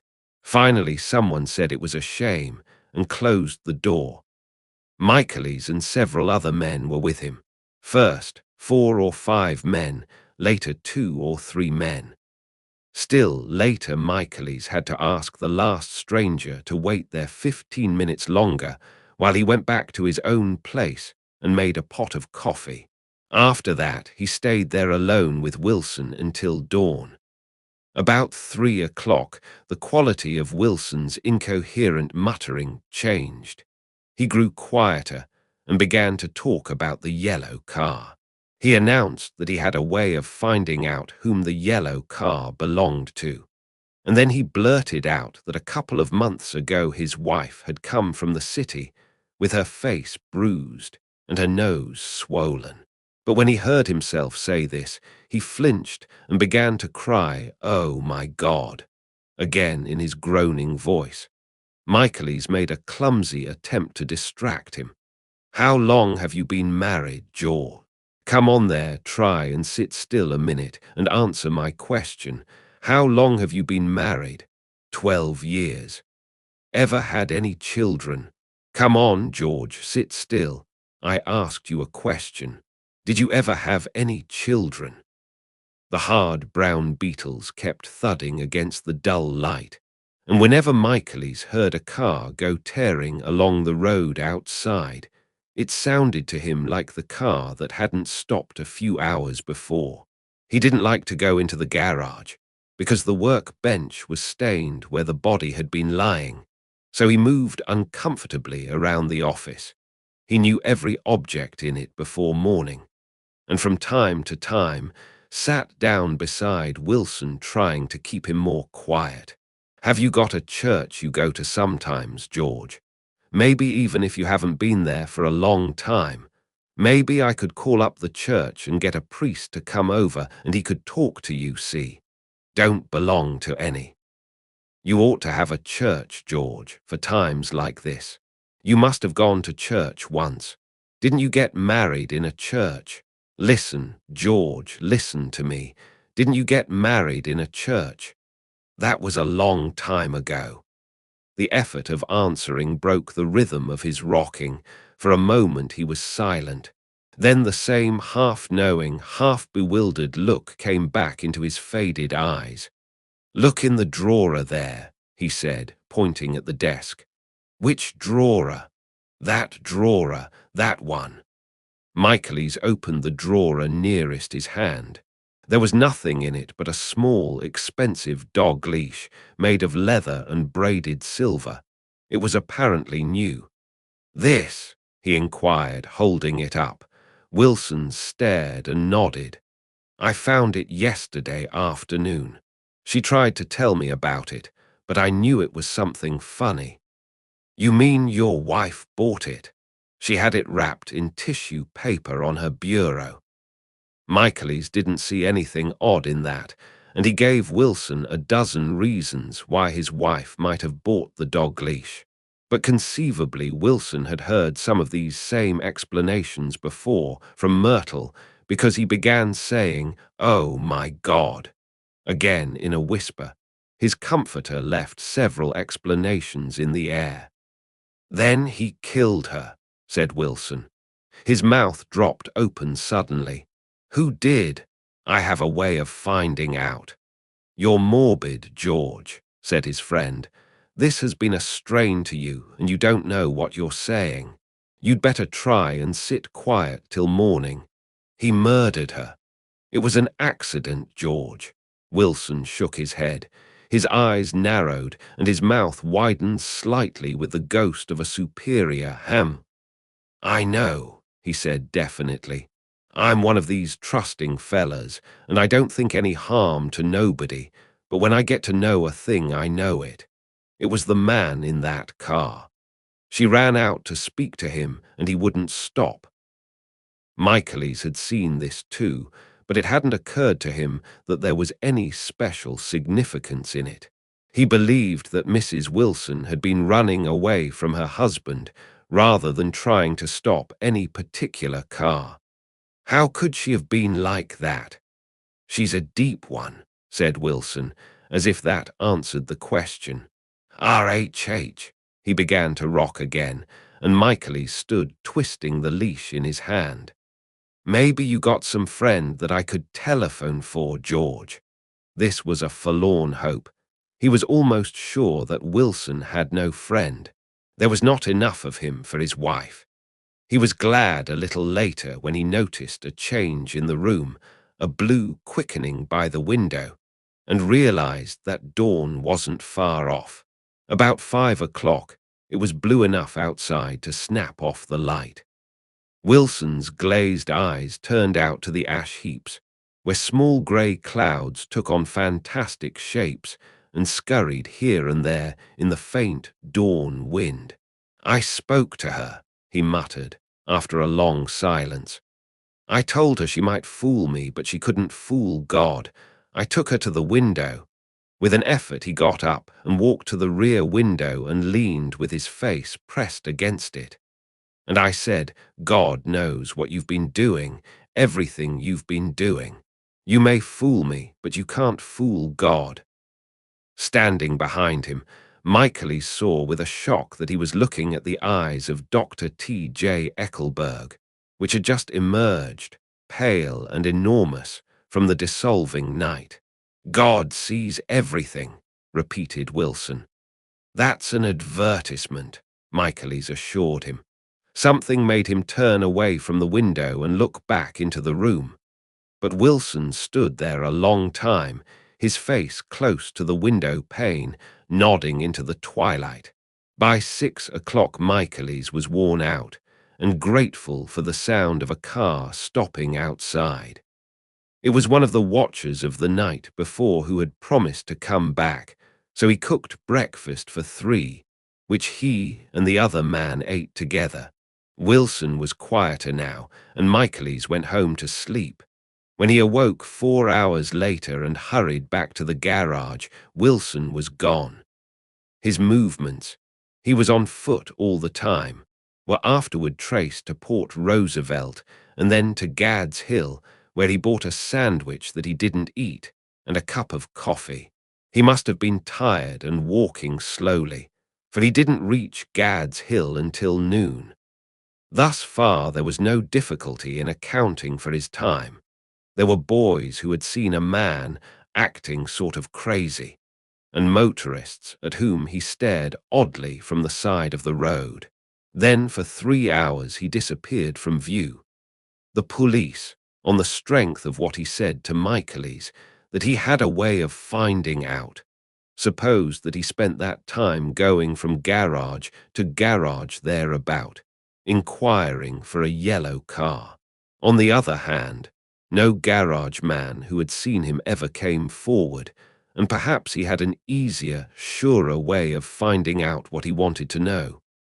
By 2:30 he was in West Egg, where he asked someone the way to Gatsby's house. So by that time he knew Gatsby's name. At 2 o'clock, Gatsby put on his bathing suit and left word with the butler that if anyone phoned, word was to be brought to him at the pool. He stopped at the garage for a pneumatic mattress that had amused his guests during the summer, and the chauffeur helped him to pump it up. Then he gave instructions that the open car wasn't to be taken out under any circumstances, and this was strange, because the front right fender needed repair. Gatsby shouldered the mattress and started for the pool. Once he stopped and shifted it a little, and the chauffeur asked him if he needed help, but he shook his head, and in a moment disappeared among the yellowing trees. No telephone message arrived, but the butler went without his sleep and waited for it until 4 o'clock, until long after there was anyone to give it to if it came. I have an idea that Gatsby himself didn't believe it would come, and perhaps he no longer cared. If that was true, he must have felt that he had lost the old warm world, paid a high price for living too long with a single dream. He must have looked up at an unfamiliar sky through frightening leaves and shivered as he found what a grotesque thing a rose is, and how raw the sunlight was upon the scarcely created grass. A new world, material without being real, where poor ghosts, breathing dreams like air, drifted fortuitously about, like that ashen, fantastic figure gliding toward him through the amorphous trees. The chauffeur, he was one of Wolfsham's protégés, heard the shots. Afterwards he could only say that he hadn't thought anything much about them. I drove from the station directly to Gatsby's house, and my rushing anxiously up the front steps was the first thing that alarmed anyone. But they knew then, I firmly believe. With scarcely a word said, 4 of us, the chauffeur, butler, gardener, and I hurried down to the pool. There was a faint, barely perceptible movement of the water as the fresh flow from one end urged its way toward the drain at the other. With little ripples that were hardly the shadows of waves, the laden mattress moved irregularly down the pool. A small gust of wind that scarcely corrugated the surface was enough to disturb its accidental course with its accidental burden. The touch of a cluster of leaves revolved it slowly, tracing, like the leg of transit, a thin red circle in the water. It was after we started with Gatsby toward the house that the gardener saw Wilson's body a little way off in the grass, and the Holocaust was complete. Next chapter, chapter 9. After 2 years, I remember the rest of that day, and that night and the next day, only as an endless drill of police and photographers and newspaper men in and out of Gatsby's front door. A rope stretched across the main gate, and a policeman by it kept out the curious. But little boys soon discovered that they could enter through my yard, and there were always a few of them clustered, open-mouthed about the pool. Someone with a positive manner, perhaps a detective, used the expression madman as he bent over Wilson's body that afternoon, and the adventitious authority of his voice set the key for the newspaper reports next morning. Most of those reports were a nightmare, grotesque, circumstantial, eager and untrue. When Michaelis's testimony at the inquest brought to light Wilson's suspicions of his wife, I thought the whole tale would shortly be served up in racy pasquinade. But Catherine, who might have said anything, didn't say a word. She showed a surprising amount of character about it too, looked at the coroner with determined eyes under that corrected brow of hers, and swore that her sister had never seen Gatsby, that her sister was completely happy with her husband, that her sister had been into no mischief whatever. She convinced herself of it and cried into her handkerchief, as if the very suggestion was more than she could endure. So Wilson was reduced to a man deranged by grief, in order that the case might remain in its simplest form, and it rested there. But all this part of it seemed remote and unessential. I found myself on Gatsby's side, and alone.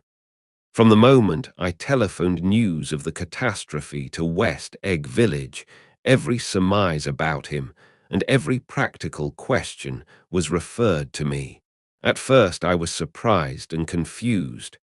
Then, as he lay in his house and didn't move or breathe or speak, hour upon hour, it grew upon me that I was responsible, because no one else was interested. Interested, I mean, with that intense personal interest to which everyone has some vague right at the end. I called up Daisy half an hour after we found him, called her instinctively and without hesitation. But she and Tom had gone away early that afternoon and taken baggage with them. Left no address. No, say when they'd be back. No, any idea where they are, how I could reach them. I don't know, can't say. I wanted to get somebody for him. I wanted to go into the room where he lay and reassure him. I'll get somebody for you, Gatsby. Don't worry. Just trust me and I'll get somebody for you. Mayor Wolfsham's name wasn't in the phone book. The butler gave me his office address on Broadway, and I called information. But by the time I had the number, it was long after 5, and no one answered the phone. Will you ring again? I've rung 3 times. It's very important. Sorry, I'm afraid no one's there. I went back to the drawing room and thought for an instant that they were chance visitors, all these official people who suddenly filled it. But though they drew back the sheet and looked at Gatsby with shocked eyes, his protest continued in my brain. Look here, old sport, you've got to get somebody for me. You've got to try hard. I can't go through this alone. Someone started to ask me questions, but I broke away and going upstairs looked hastily through the unlocked parts of his desk. He'd never told me definitely that his parents were dead, but there was nothing, only the picture of Dan Cody, a token of forgotten violence, staring down from the wall. Next morning I sent the butler to New York with a letter to Wolfsham, which asked for information and urged him to come out on the next train. That request seemed superfluous when I wrote it. I was sure he'd start when he saw the newspapers, just as I was sure there'd be a wire from Daisy before noon. But neither a wire nor Mr. Wolfsham arrived. No one arrived except more police and photographers and newspaper men. When the butler brought back Wolfsham's answer, I began to have a feeling of defiance, of scornful solidarity between Gatsby and me against them all. Dear Mr. Carraway, this has been one of the most terrible shocks of my life to me. I hardly can believe it that it is true at all. Such a mad act as that man did should make us all think. I cannot come down now, as I am tied up in some very important business, and cannot get mixed up in this thing now. If there is anything I can do a little later, let me know in a letter by Edgar. I hardly know where I am when I hear about a thing like this, and am completely knocked down and out. Yours truly, Mayor Wolfsham, and then hasty addenda beneath. Let me know about the funeral, etc. Do not know his family at all. When the phone rang that afternoon and long distance said Chicago was calling, I thought this would be Daisy at last. But the connection came through as a man's voice, very thin and far away. This is Slaggle speaking. Yes, the name was unfamiliar. Hell of a note, isn't it? Get my wire. There haven't been any wires. Young Park's in trouble, he said rapidly. They picked him up when he handed the bonds over the counter. They got a circular from New York giving them the numbers just 5 minutes before. What do you know about that, hey? You never can tell in these hick towns. Hello, I interrupted breathlessly. Look here, this isn't Mr. Gatsby. Mr. Gatsby's dead. There was a long silence on the other end of the wire, followed by an exclamation, then a quick squawk as the connection was broken. I think it was on the third day that a telegram signed Henry C. Gats arrived from a town in Minnesota. It said only that the sender was leaving immediately and to postpone the funeral until he came. It was Gatsby's father, a solemn old man, very helpless and dismayed, bundled up in a long, cheap ulster against the warm September day. His eyes leaked continuously with excitement, and when I took the bag and umbrella from his hands, he began to pull so incessantly at his sparse grey beard that I had difficulty in getting off his coat. He was on the point of collapse, so I took him into the music room and made him sit down while I sent for something to eat. But he wouldn't eat, and the glass of milk spilled from his trembling hand.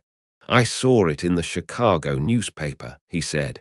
It was all in the Chicago newspaper. I started right away. I didn't know how to reach you. His eyes, seeing nothing, moved ceaselessly about the room. It was a madman, he said. He must have been mad.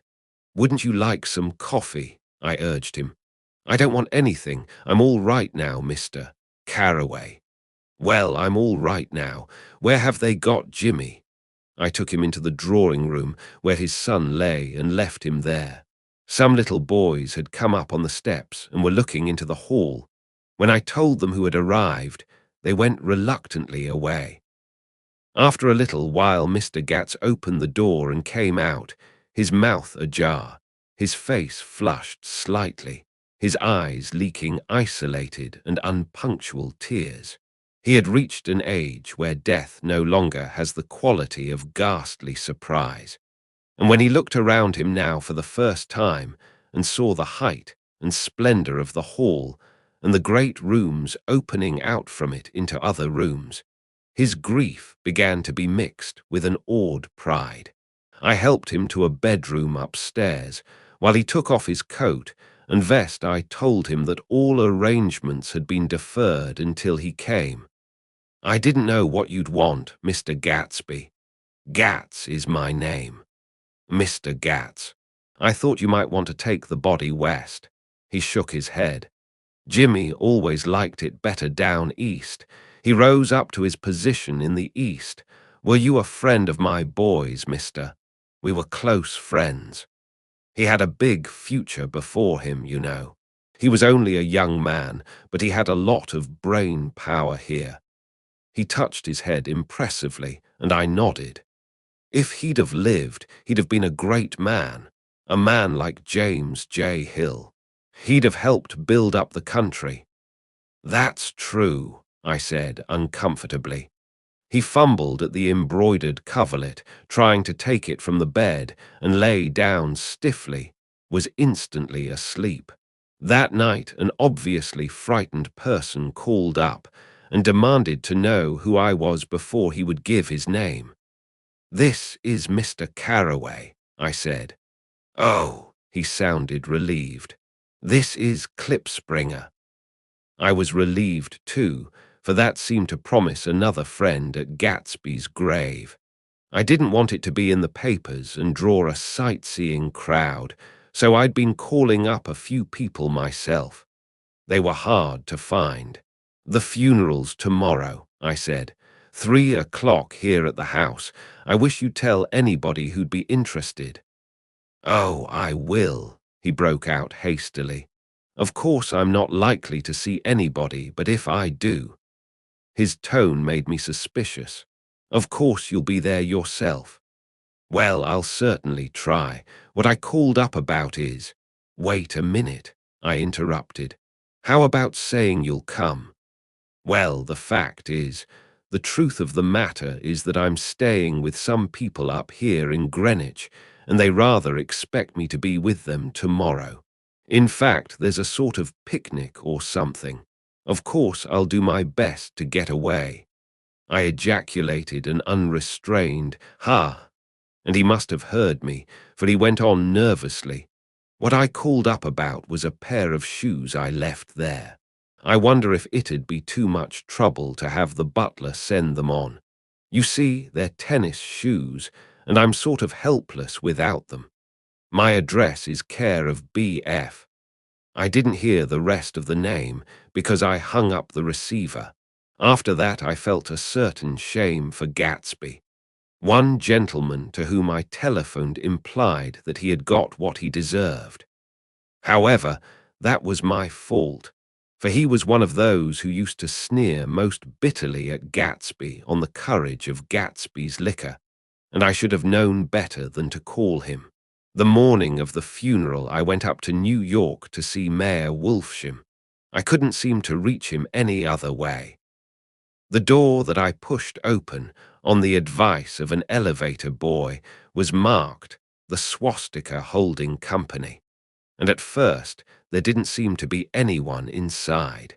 But when I'd shouted "hello" several times in vain, an argument broke out behind a partition, and presently a lovely Jewess appeared at an interior door and scrutinized me with black, hostile eyes. "Nobody's in," she said. "Mr. Wolfsham's gone to Chicago." The first part of this was obviously untrue, for someone had begun to whistle the rosary tunelessly inside. "Please say that Mr. Carraway wants to see him." "I can't get him back from Chicago, can I?" At this moment a voice, unmistakably Wolfsham's, called "Stella" from the other side of the door. "Leave your name on the desk," she said quickly. "I'll give it to him when he gets back. But I know he's there." She took a step toward me and began to slide her hands indignantly up and down her hips. "You young men think you can force your way in here any time," she scolded. "We're getting sick and tired of it. When I say he's in Chicago, he's in Chicago." I mentioned Gatsby. "Oh, H." She looked at me over again. "Will you just— what was your name?" She vanished. In a moment, Mayor Wolfsham stood solemnly in the doorway, holding out both hands. He drew me into his office, remarking in a reverent voice that it was a sad time for all of us, and offered me a cigar. "My memory goes back to when first I met him," he said. "A young major just out of the army and covered over with medals he got in the war. He was so hard up he had to keep on wearing his uniform because he couldn't buy some regular clothes. First time I saw him was when he came into Weinbrenner's pool room at 43rd Street and asked for a job. He hadn't eaten anything for a couple of days. "Come on, have some lunch with me," I said. He ate more than $4 worth of food in half an hour. "Did you start him in business?" I inquired. "Start him, I made him." "Oh." I raised him up out of nothing, right out of the gutter. I saw right away he was a fine-appearing, gentlemanly young man. And when he told me he was at Oxford, I knew I could use him good. I got him to join the American Legion, and he used to stand high there. Right off, he did some work for a client of mine up to Albany. We were so thick like that in everything. He held up two bulbous fingers, always together. I wondered if this partnership had included the World Series transaction in 1919. "Now he's dead," I said after a moment. "You were his closest friend, so I know you'll want to come to his funeral this afternoon." "I'd like to come." "Well, come then." The hair in his nostrils quivered slightly, and as he shook his head, his eyes filled with tears. "I can't do it. I can't get mixed up in it," he said. "There's nothing to get mixed up in. It's all over now. When a man gets killed, I never like to get mixed up in it in any way. I keep out. When I was a young man, it was different. If a friend of mine died, no matter how, I stuck with them to the end. You may think that's sentimental, but I mean it, to the bitter end." I saw that for some reason of his own, he was determined not to come, so I stood up. "Are you a college man?" he inquired suddenly. For a moment I thought he was going to suggest a connection, but he only nodded and shook my hand. "Let us learn to show our friendship for a man when he is alive and not after he is dead," he suggested. "After that, my own rule is to let everything alone." When I left his office, the sky had turned dark, and I got back to West Egg in a drizzle. After changing my clothes, I went next door and found Mr. Gatz walking up and down excitedly in the hall. His pride in his son and in his son's possessions was continually increasing, and now he had something to show me. "Jimmy sent me this picture." He took out his wallet with trembling fingers. "Look there." It was a photograph of the house, cracked in the corners and dirty with many hands.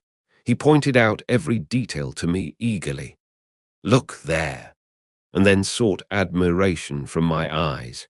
He had shown it so often that I think it was more real to him now than the house itself. "Jimmy sent it to me. I think it's a very pretty picture. It shows up well." "Very well. Had you seen him lately?" "He come out to see me 2 years ago and bought me the house I live in now. Of course we was broke up when he run off from home, but I see now there was a reason for it. He knew he had a big future in front of him, and ever since he made a success, he was very generous with me."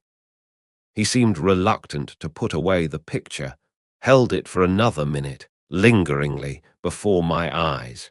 Then he returned the wallet and pulled from his pocket a ragged old copy of a book called Hopalong Cassidy.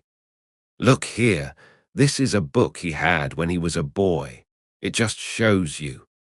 He opened it at the back cover and turned it around for me to see. On the last flyleaf was printed the word schedule, and the date September 12, 1906.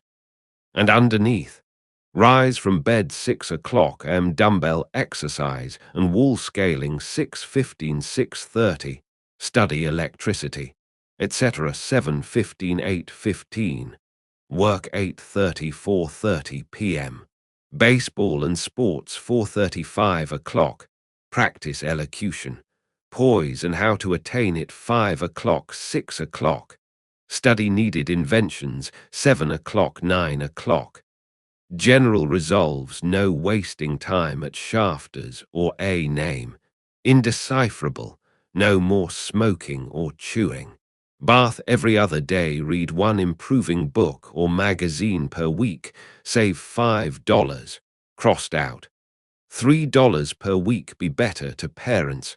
I came across this book by accident, said the old man. It just shows you, don't it? It just shows you. Jimmy was bound to get ahead. He always had some resolves like this or something. Do you notice what he's got about improving his mind? He was always great for that. He told me I ate like a hog once, and I beat him for it. He was reluctant to close the book, reading each item aloud, and then looking eagerly at me. I think he rather expected me to copy down the list for my own use. A little before 3, the Lutheran minister arrived from Flushing, and I began to look involuntarily out the windows for other cars. So did Gatsby's father. And as the time passed and the servants came in and stood waiting in the hall, his eyes began to blink anxiously, and he spoke of the rain in a worried, uncertain way. The minister glanced several times at his watch, so I took him aside and asked him to wait for half an hour. But it wasn't any use. Nobody came. About 5 o'clock, our procession of 3 cars reached the cemetery and stopped in a thick drizzle beside the gate. First, a motor hearse, horribly black and wet. Then Mr. Gats and the minister and me in the limousine, and a little later 4 or 5 servants and the postman from West Egg, in Gatsby's station wagon, all wet to the skin. As we started through the gate into the cemetery, I heard a car stop, and then the sound of someone splashing after us over the soggy ground. I looked around. It was the man with owl-eyed glasses whom I had found marveling over Gatsby's books in the library one night 3 months before. I'd never seen him since then. I don't know how he knew about the funeral or even his name. The rain poured down his thick glasses, and he took them off and wiped them to see the protecting canvas unrolled from Gatsby's grave. I tried to think about Gatsby then for a moment, but he was already too far away, and I could only remember, without resentment, that Daisy hadn't sent a message or a flower. Dimly I heard someone murmur, "Blessed are the dead that the rain falls on." And then the owl-eyed man said, "Amen to that," in a brave voice. We straggled down quickly through the rain to the cars. Owl Eyes spoke to me by the gate. "I couldn't get to the house," he remarked. "Neither could anybody else." "Go on," he started. "Why, my God, they used to go there by the hundreds." He took off his glasses and wiped them again, outside and in. "The poor son of a bitch," he said. "One of my most vivid memories is of coming back west from prep school and later from college at Christmas time. Those who went farther than Chicago would gather in the old dim Union Station at 6 o'clock of a December evening, with a few Chicago friends, already caught up into their own holiday gaieties, to bid them a hasty goodbye. I remember the fur coats of the girls returning from Miss This or That's, and the chatter of frozen breath, and the hands waving overhead as we caught sight of old acquaintances, and the matchings of invitations. "Are you going to the Ordways, the Herseys, the Schultzes?" And the long green tickets clasped tight in our gloved hands. And last, the murky yellow cars of the Chicago, Milwaukee and St. Paul Railroad, looking cheerful as Christmas itself on the tracks beside the gate. When we pulled out into the winter night, and the real snow, our snow, began to stretch out beside us and twinkle against the windows, and the dim lights of small Wisconsin stations moved by, a sharp, wild brace came suddenly into the air. We drew in deep breaths of it as we walked back from dinner through the cold vestibules, unutterably aware of our identity with this country for one strange hour, before we melted indistinguishably into it again. That's my Middle West, Not the wheat or the prairies or the lost Swede towns, but the thrilling returning trains of my youth, and the street lamps and sleigh bells in the frosty dark, and the shadows of holly wreaths thrown by lighted windows on the snow. I am part of that, a little solemn with the feel of those long winters, a little complacent from growing up in the Carraway house, in a city where dwellings are still called through decades by a family's name. I see now that this has been a story of the West. After all, Tom and Gatsby, Daisy and Jordan and I were all Westerners, and perhaps we possessed some deficiency in common which made us subtly unadaptable to Eastern life. Even when the East excited me most, even when I was most keenly aware of its superiority to the bored, sprawling, swollen towns beyond the Ohio, with their interminable inquisitions which spared only the children and the very old. Even then, it had always for me a quality of distortion. West Egg, especially, still figures in my more fantastic dreams. I see it as a night scene by El Greco, 100 houses, at once conventional and grotesque, crouching under a sullen, overhanging sky and a lusterless moon. In the foreground, 4 solemn men in dress suits are walking along the sidewalk, with a stretcher on which lies a drunken woman in a white evening dress. Her hand, which dangles over the side, sparkles cold with jewels. Gravely the men turn in at a house, the wrong house. But no one knows the woman's name, and no one cares. After Gatsby's death, the East was haunted for me like that, distorted beyond my eyes' power of correction. So when the blue smoke of brittle leaves was in the air, and the wind blew the wet laundry stiff on the line, I decided to come back home. There was one thing to be done before I left, an awkward, unpleasant thing that perhaps had better have been let alone.